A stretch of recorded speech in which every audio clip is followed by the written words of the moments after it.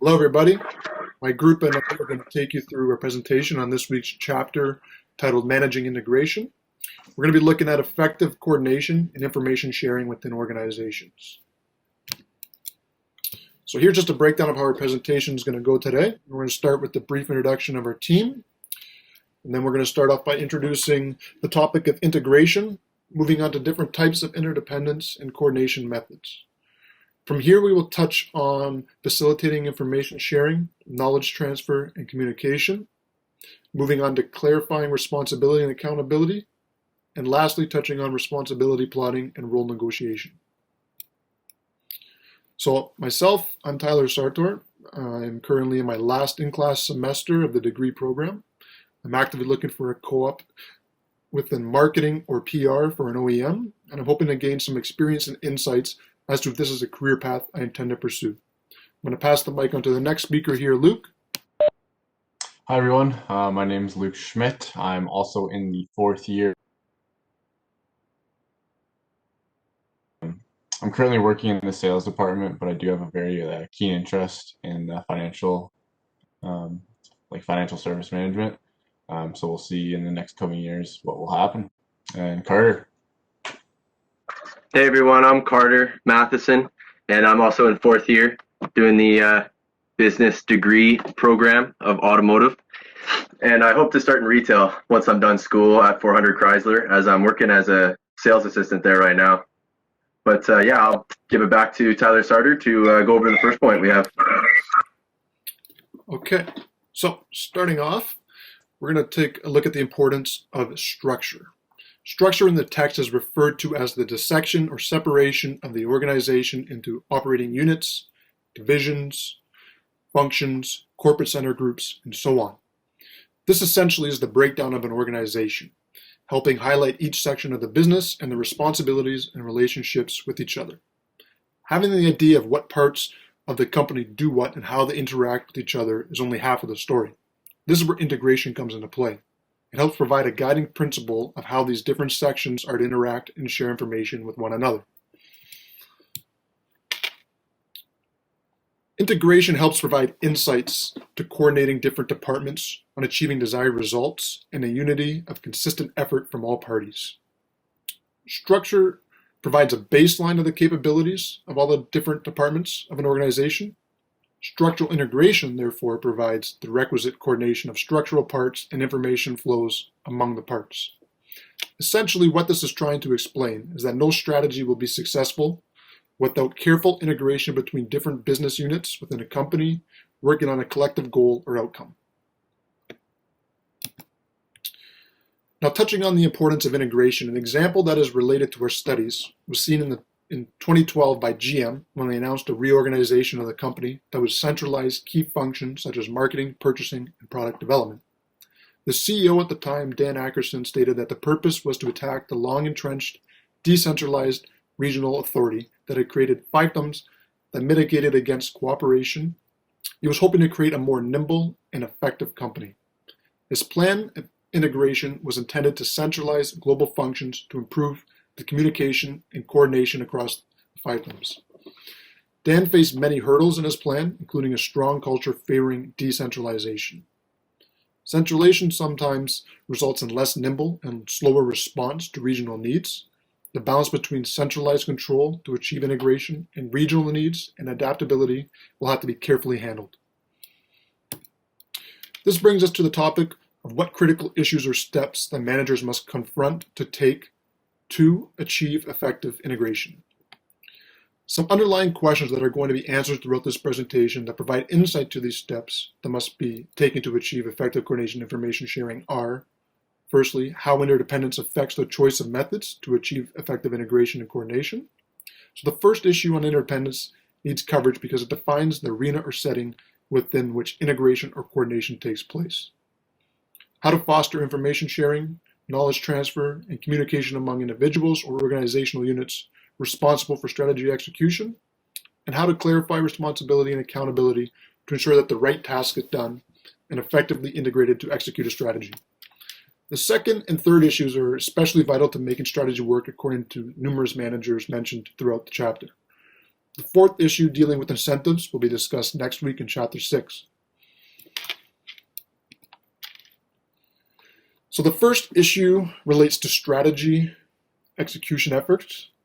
It is the definition of interdependence, methods of coordination required by different types of interdependence.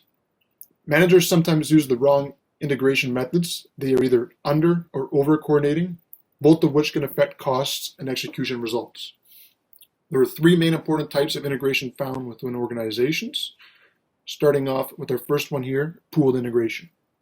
So within a Harvard Business Review article titled, "Is Your Team Coordinating Too Much or Not Enough?" there were a number of good points on all these different types of integration, which we'll mention through each specific one. But specifically for pooled integration, the article explains that a team accomplishes its task simply by combining everyone's efforts. From the text, integration pool is defined as having the lowest level of interdependence and coordination. Managers are assigned to different separate predetermined territories, usually geographically, and each of these managers respond to the particular needs of his or own district. This is where the expression comes from, people working alone together, helps suggest some interdependence. So take the geography/territory organizational structure image, for example. If the bonus of each territory manager is based in part on overall or corporate earnings, as well as regional performance, interdependence is clear. So even pooled interdependence suggests that people in an organization are in some ways in the same boat. However, it's a big boat with lots of rooms and distance between its passengers, resulting in little direct contact and coordination.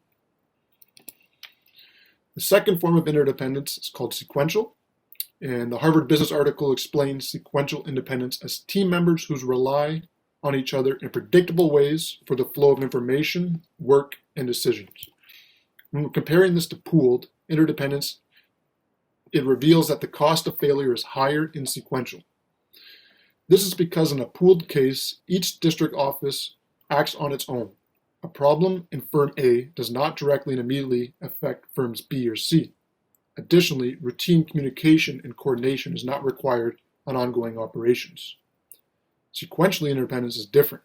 Problems in A not only affect A, but they also affect B and C directly and immediately. Poor materials from supplier division have a direct and immediate impact on the end user division, shown in the sequential independence diagram. Think of this as a supply chain. The suppliers provide the materials for the end user number one, which could be the manufacturer, and there the products are created for end user number two, the general public, or the end user of the product. If there is a shortage of materials or a large recall on faulty or poor materials, end user number one suffers as they're unable to produce their products, resulting in end user number two also suffering as they're unable to obtain the product. And the last type of interdependence is called reciprocal. For reciprocal, the Harvard article defines this as team members who are sequentially interdependent, but in addition work back and forth. So in reciprocal interdependence, any function in any stage both affects and is affected by others, meaning an alteration in stage A, in our example here, marketing, will have effects on stage B, engineering, or stage C, production. So this diagram is portraying a new product development team. The process typically starts with someone from marketing going to ask customers about what they want in a new product. They take this information and provide it to the engineering team. The engineering team can now determine if this new product is feasible to make. If it's declined, the marketing team would return to customers asking a similar question, this time constrained to the engineering specifications. After that, if it were approved, it would pass on to another supporting function, where here again, they might have constraints to the product, resulting in the entire idea being scrapped and brought back to the initial drawing board. Hopefully this helps explain the intense level of collaboration required between all departments within a reciprocal interdependence organization. Now I'm going to touch on the coordination processes and methods.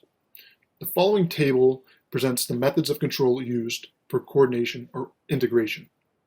Firstly, for pooled, we're able to see it is relatively easy to manage. Standard rules, or SOPs, standard operating procedures, are implemented to govern all the independent individuals equally. When problems or unusual cases pop up, the role of hierarchy becomes important and intends to resolve these disputes. Pooled integration doesn't require the need for ongoing active coordination. The SOPs used for control and coordination are consistent for all units. Furthermore, the hierarchy stresses vertical communication.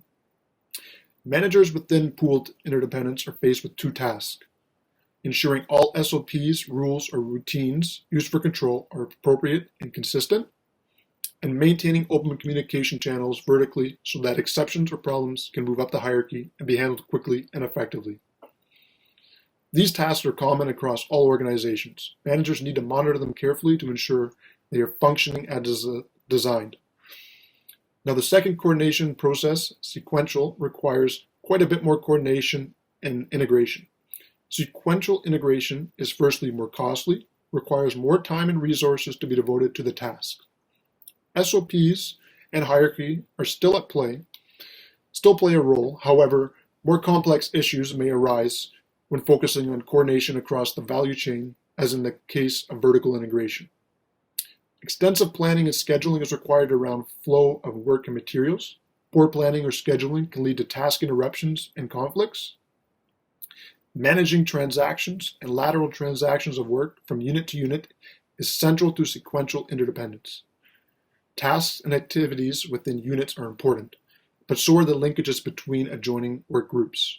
Similarly, the quality of products and services or information being transferred affects the perceptions and viability of the coordination. The same issue of quality holds for the transfer of information to support a line organization or facilitate decision making.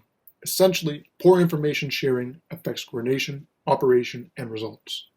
The manager's tasks within a strategy that uses sequential interdependence is primarily one of ensuring the smooth flow of transactions and information laterally across the value chain. The focus must be on linking mechanisms to act as integrators and facilitate the movement of work and information from one unit to the next. Appropriate incentives must be developed to ensure that one division is not motivated to act within its best interest, yet the interests of the entire company. Lastly, reciprocal interdependence requires high level of coordination and control, of which is the most difficult to manage. Under reciprocal, both other forms of interdependence are present, meaning many of the other problems are also present and important. The need for coordination and information sharing is very high. All members of the network are affected by other members. Because of the impact of any one member, coordination greatly relies on face-to-face interaction. Coordination and control are a bi-mutual adjustment. So in the case of problem definition and solution, ideally all team members, including the customer, should participate simultaneously together, also referred to as managing by living together. Typically, managing by living together is a difficult task. This is due to often geographical or administratively spreading of team key players. Some might be all over the country, world, in different functions or divisions or different hierarchical levels. Therefore, getting together, ensuring communication, agreement, and cooperation can be difficult. Obviously, through technology, we have been able to have teleconferences and interactive video calls, yet this is not enough alone. Individuals must meet face-to-face according to managers, especially when it comes to getting commitment to courses of action needed to make a strategy work. And a quote here from Jeffrey Immelt, who's the CEO of GE, General Electric. He states that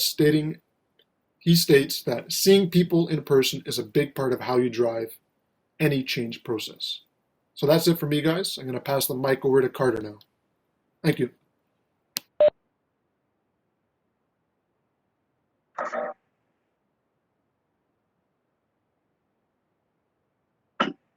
Carter, can you switch the slide? Yeah, there you go. Hey guys, so in this part of the chapter, it spoke mostly about information sharing within organizations and the strategies that are taken to overcome poor communication. The author talked about real-world examples that I thought were interesting. So let's start off with that in the next slide.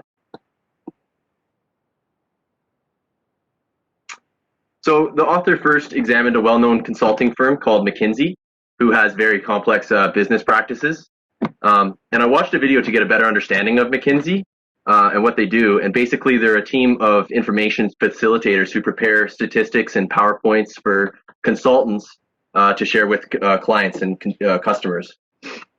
And that process of producing the best possible information for their consultants is vital to the business, because if they, the information that you're portraying has to be attractive for the end customer and portray good and relevant information. So the author went through some of the methods of how McKinsey strategically organizes their knowledge transfer. For example, they have yellow pages that list their firm's experts. They have databases ripe with knowledge and strong IT support. And most importantly, they have client service teams to spend time with customers and help them integrate the knowledge into their respective culture. It's pretty much all about managing the process of integrating knowledge through departments and finally to the end customer. So yeah, the next example that the author spoke about was Citibank. And this is another company that follows multinational corporations across geographical regions to provide an integrated set of products or services. So basically, they provide corporations with the background needed to effectively do business in other areas. So there's constraints, for example, culture, restrictions, policies that these corporations need to be mindful of when they're integrating their business in a different area and different continent usually. Citibank uses focused account managers, matrix organizations, which is a big one, and global databases to effectively service these multinational corporations. So the first tool that the author brought up was IT systems and how they help information sharing. And this is a big one because as the world continues to become more connected to technology, especially with COVID-19, it's vital for organizations to carry sturdy IT systems to effectively share their information.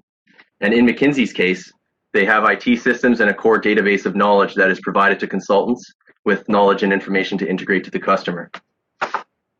And another thing I found in the chapter was relevant to our studies in automotive, because he mentioned that he used to work as a district manager for Ford, and when he traveled to different regions of dealers, he was given a detailed summary of each dealership and how they compared to benchmark comparisons. And this was a helpful tool that fostered information sharing in the automotive industry. There are also formal roles and jobs that corporations can specifically design for the responsibility of facilitating others with knowledge. At McKinsey, they have business presentation specialists, like I said before, that create PowerPoints for consultants to use in their presentations. And I watched some videos about it and it seemed quite complex. There's a long line of information that has to go down, like long line of people and a hierarchy that has to go down. And it takes patience, problem solving, and great creativity to prepare the information in a visually appealing way to the final customer. And another example would be insurance companies that use customer service personnel to walk applications through various functions like underwriting and credit, and keep customers updated about the process of their applications. There are specific people within the organization for those with that responsibility. And the third one that the author talked about was matrix structures, which is a very common one. In matrix structures, there's kind of one manager with one department and then another manager in another department, and they have to kind of work together. And if they don't agree, then there's a manager in between them that mediates and can force them to reach an agreement in a way. So say, for example, like in that figure that I found in the textbook, the business manager focuses on pushing a product, while the geographical manager focuses on the best products and the investments. So they can often butt heads in times like that. But yeah, it's essential to go through a two-boss manager to relegate these situations and come to a common ground. And from an project management, from an article from a project management institute, the author supported the idea that matrix structures are a clear and workable way to achieve information integration between subsystems and across functional department lines. Coordination between departments can be easily achieved using this mechanism. So next, the author went over some informal approaches to information sharing, which may be more common than formal approaches. The first is poor informal contact, which regards people talking to each other in person through fax, talking on the phone. It all requires prerequisites for success. So like you have to know who to call, You got to know the people to go to with the expertise that you're looking for, and all the locations of where they are in the world. And it's good when an organization has a core database, for example. Prerequisites can be easily learned. And then the next one was go direct, not through channels. And this involves people in organizations skipping steps and just speaking to the person direct without the hierarchical order of command. This is quicker, but not optimal when following guidelines as to how to do business and using the correct processes at work. The next one that the author spoke about was creating a common language. Since corporations such as McKinsey and Citibank are global, there are many offices around the world that must communicate with each other and share information daily. It's important that each of these offices follow a centralized vision and given goals, and they have to be constantly reiterated to effectively do business. For example, is the business focusing more on customer service, or are they focusing more on cutting costs? And this can be a major factor that it shows in the final product or service that your company is providing. Lastly, the power structure and the culture of an organization affects information because a manager may be hesitant to accept information if they don't trust the source, or if they just don't like the information. And when they miss an opportunity like that, it can, delay the project or whatever you're working on, and the work must be duplicated until you find that optimal way of sharing information. So here's just some additional information factors affecting knowledge transfer. It's important to know the characteristics of the knowledge itself. So like, say if you were writing instructions for how to build a bicycle, it's easier to do that than write instructions for how to ride a bicycle, just because it's like Lego, right? Like put part A into part B, and then C into D, and so on. And then, how do you explain riding a bike? You just get on and do it. Like, it's just all about getting that experience. So it's important for organizations to take the time to go through training about the tacit knowledge in R&D departments, law firms, consulting groups. They have to communicate all that, implied knowledge before someone starts in a job like that.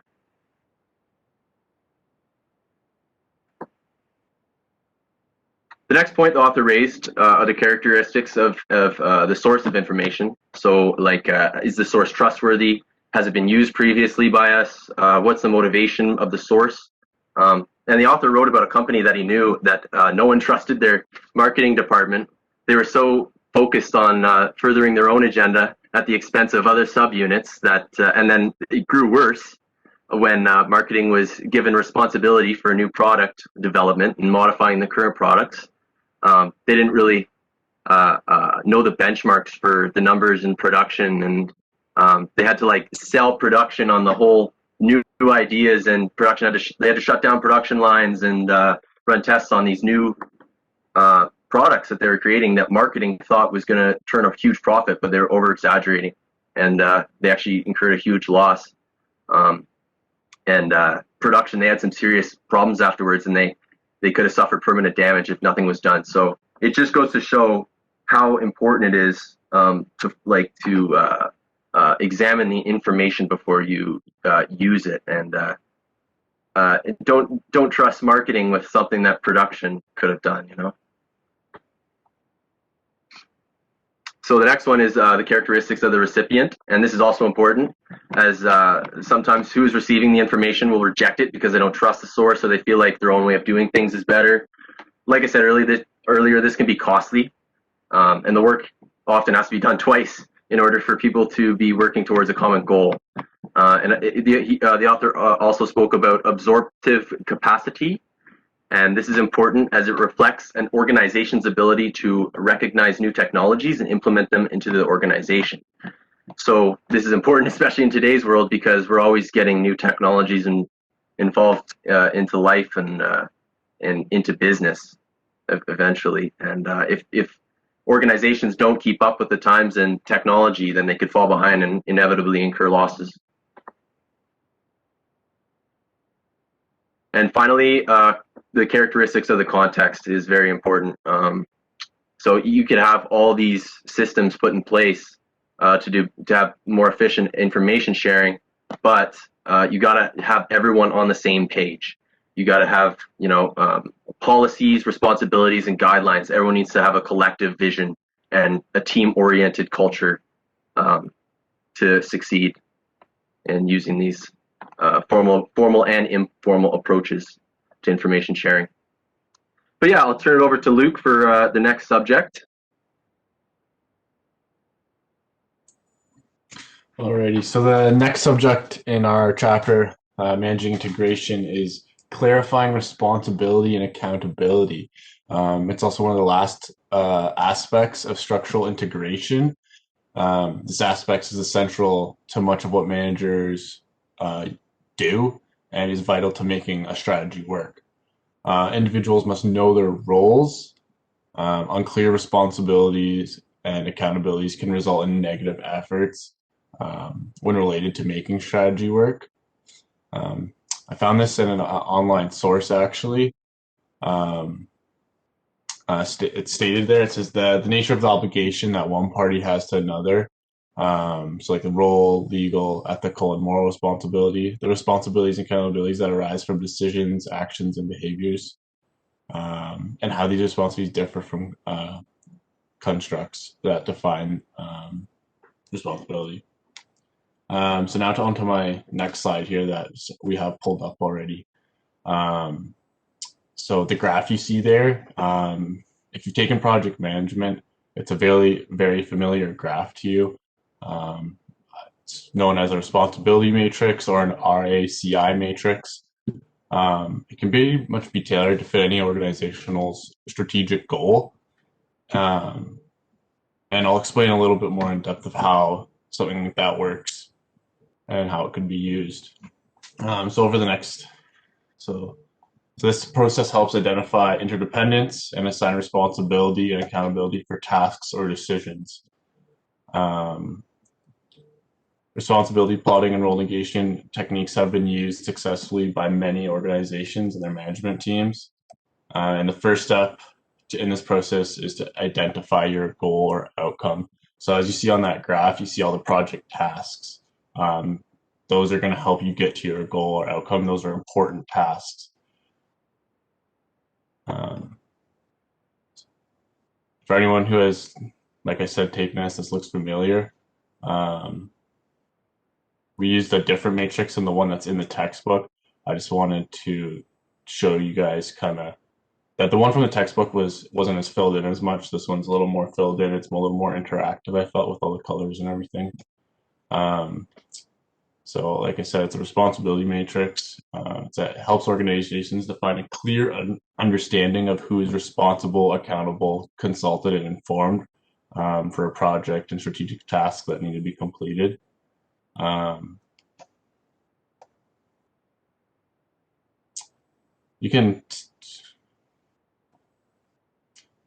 the second one is list the major tasks, activities, or decisions that are instrumental to achieving the desired goal. So like I said, it's on that left side of that matrix.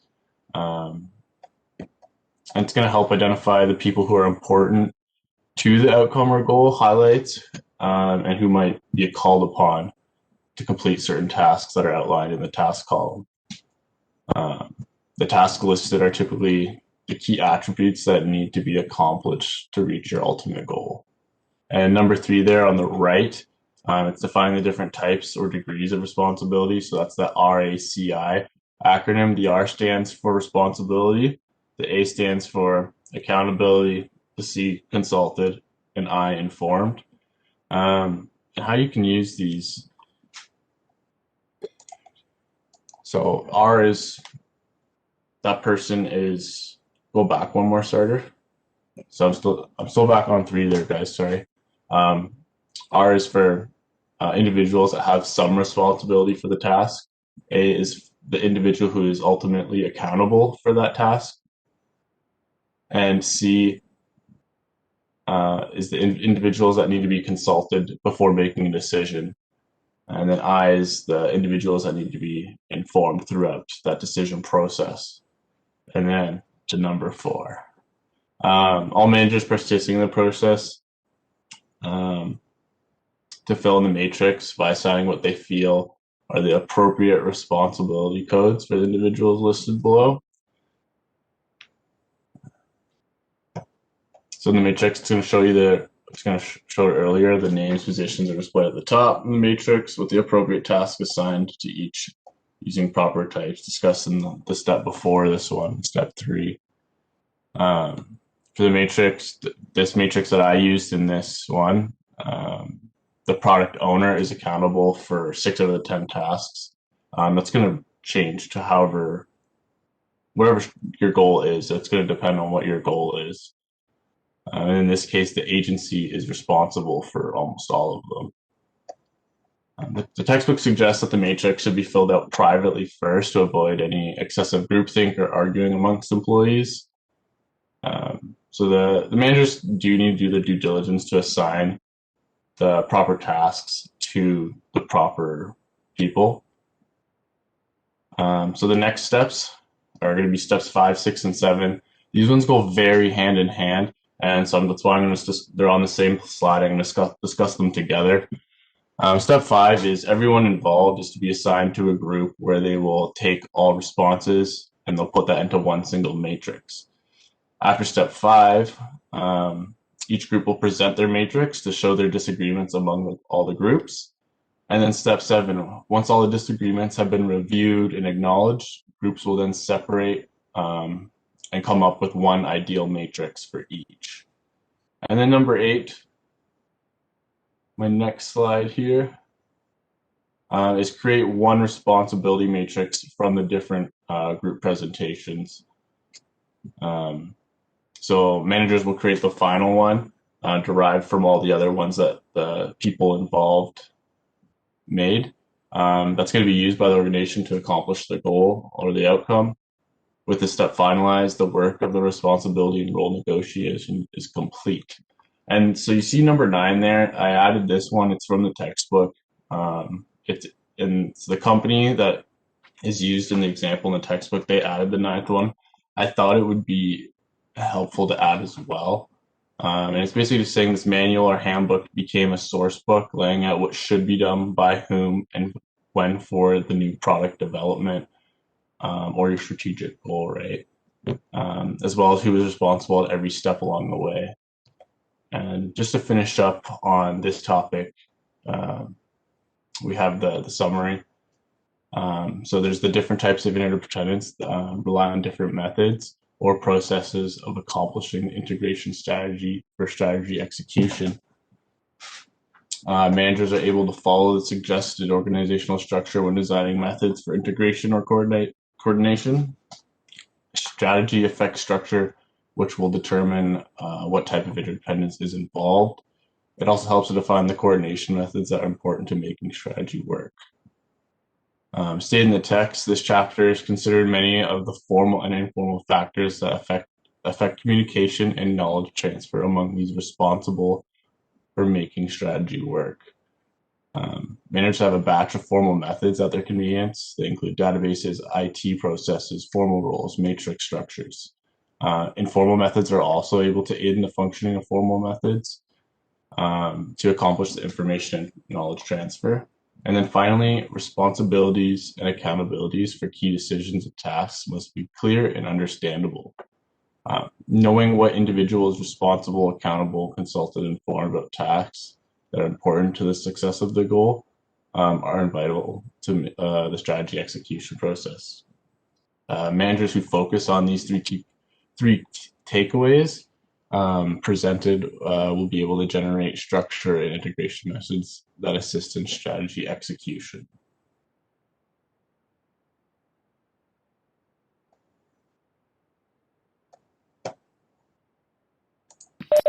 All right.